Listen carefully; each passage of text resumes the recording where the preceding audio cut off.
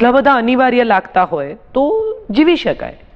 આ બહુ જ અંગત, સ્વતંત્ર અને અઘરો નિર્ણય છે, આવું મને લાગે છે હંમેશા. પણ એવું લાગે છે તમને કે જે રીતે પ્રિયમ હતી અને જે એનો માણસ, એના વિચારો હતા, એનું વ્યક્તિત્વ હતું, એની નીડર વિચારધારા, આવી સ્ત્રીને દાયકા પછી પ્રેમ થઈ શકે છે? પ્રેમ ગમે ત્યારે થઈ શકે. પ્રેમ થવાને શું, એને ઉંમરને, એને તમારા માનસિકતાને કોઈ લેવા દેવા નથી.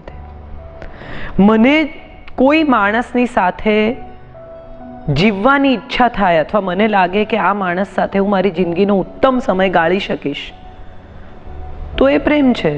એમાં શરીર પણ છે, એમાં મન પણ છે, એમાં આત્મા પણ છે, એમાં કમ્પેનિયનશિપ છે, એમાં ટેસ્ટ છે, એમાં કેટલું બધું છે.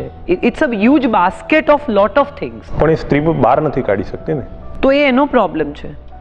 મારે શું, મને પાણીપુરી ભાવે છે એટલું જો હું દિલ ખોલીને ન કહી શકતી હોઉં તો મને પાણીપુરી નથી મળતી એ વિશે ફરિયાદ કરવાનો મને અધિકાર નથી. અહીંયા હું થોડું ફેરવીને કહી દઉં. આપે કીધું કે એનો પ્રોબ્લેમ છે, પણ ક્યાંક તમને એવું નથી લાગતું, કેમ કે તમારી નોવેલ ઉપરથી મને એવું લાગે છે કે મારે આ વાત તમને કરવી પડે, કે સ્ત્રીને એ પરિસ્થિતિમાં મૂકવા માટે પુરુષ જવાબદાર છે? ના, જરાય નહીં. હું એવું કોઈ દિવસ કોઈને બ્લેમ કેવી રીતે કરી શકાય? મને કોઈ માણસ કંઈ પણ કહે એથી મારે માની લેવું જરૂરી નથી. હું મારી ટર્મ્સ પર જીવું જ છું ને હું દુઃખી નથી. મને સફળતા મળી છે, મને લોકો સન્માન આપે છે. હું ઘણીવાર એવું હોય કે આખા ડાયસ પર હું એકલી જ સ્ત્રી હોઉં ને 20 પુરુષ હોય, તો મને કોણ મારી નિડરતા વિશે કે મારી પ્રામાણિકતા વિશે મને કોઈએ ફાંસીએ નથી ચડાવી. એ હિંમત હોવી જોઈએ, એના EMIs ચૂકવવાની મેં કહ્યું ને એવી તાકાત હોવી જોઈએ. સફળતા એ કોઈ નકશામાં ચિતરેલી વસ્તુ જ નથી કે તમને એમ કે કંઈથી આગળ નીકળજો, પછી ડાબી બાજુ વળજો, પછી જમણી બાજુ વળીને એક ગાય ઊભી હશે ત્યાંથી ડાબી બાજુ વળજો એટલે સફળતા મળશે. એવું નહીં થાય.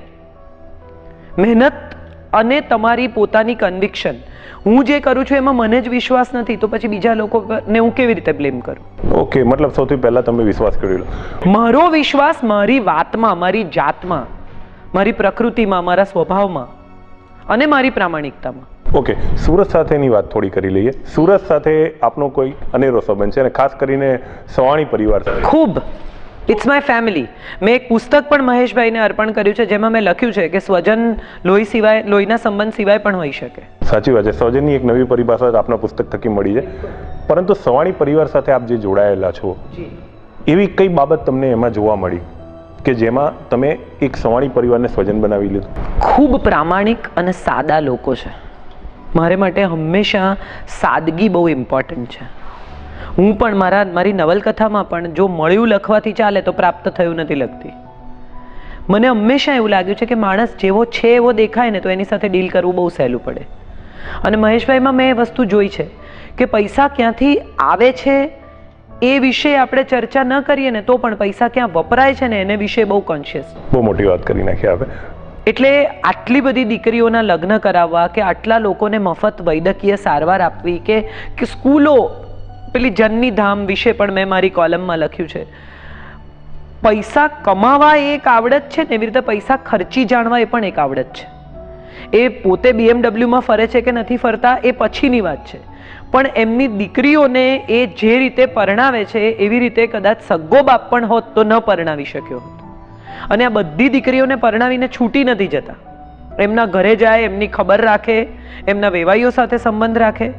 એટલે એક પિતા તરીકેની તમામ જવાબદારી જે એક પિતાએ પૂરી કરવી જોઈએ એ કરે છે. અને હું માનું છું જવાબદારી લઈ શકે ને એના જેવો બીજો કોઈ પુરુષ જ નથી. Responsible is the man. So I always feel this.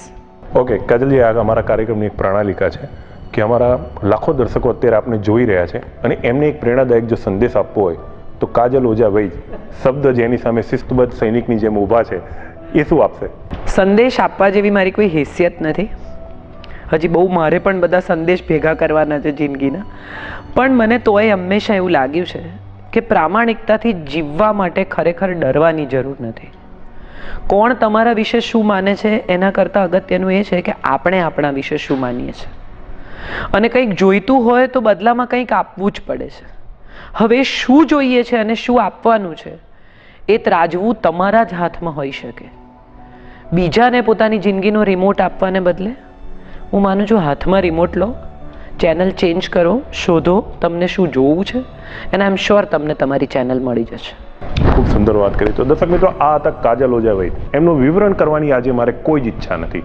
હું ઈચ્છતો જ નથી કે કાજલ ઓઝાનું વ્યક્તિત્વ તમારી સામે મારા શબ્દોના માધ્યમથી મૂકું. તમે એમને જોયા છે, એમને સાંભળ્યા છે, એમને માન્યા છે. યુ વિલ જજ. પરંતુ એટલું ખાસ કહીશ કે એમની 2 વાતો જીવનમાં ઉતારી લેજો કે પ્રામાણિકતાથી જીવવા માટે કોઈ મોટી હિંમતની જરૂર નથી અને સાચું બોલવાનો એક જ ફાયદો કે કશું યાદ નથી રાખવું પડતું. તો આવા જ એક પ્રેરણાદાયક વ્યક્તિને લઈને ખૂબ ઝડપથી આપની સમક્ષ આવીશ. ત્યાં સુધી મને રજા આપો. નમસ્કાર.